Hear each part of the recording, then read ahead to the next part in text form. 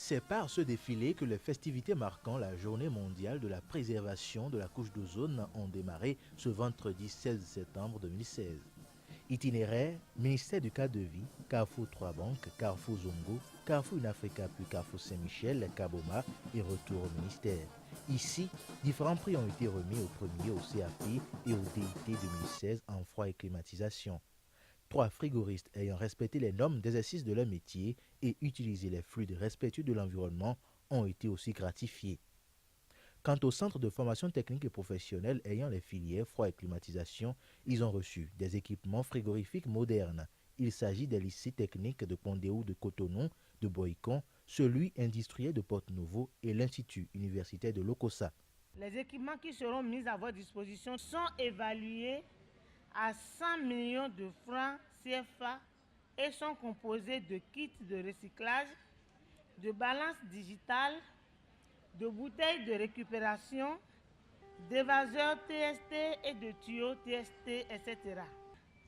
Notre souhait est que l'utilisation soit immédiate pour la protection de notre environnement et pour la satisfaction des besoins de nos populations.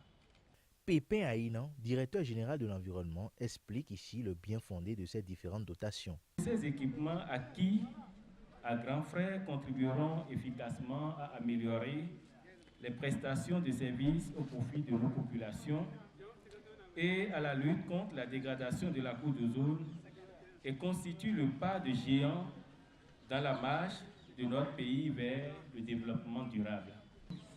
Car ces équipements facilitent la mise en œuvre des connaissances acquises dans le domaine des nouvelles technologies en matière de froid et de climatisation.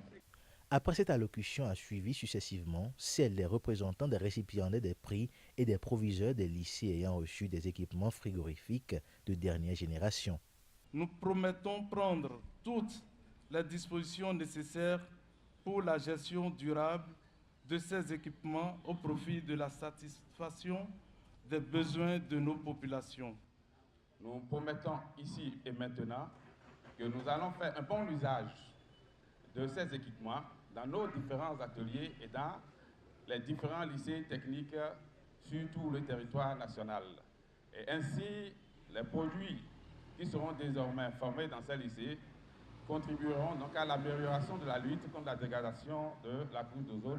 Cette cérémonie a pris fin par la signature d'un protocole d'accord entre le ministère du cadre de vie et du développement durable et ses directeurs départementaux sur l'utilisation effective des équipements dans leurs départements respectifs.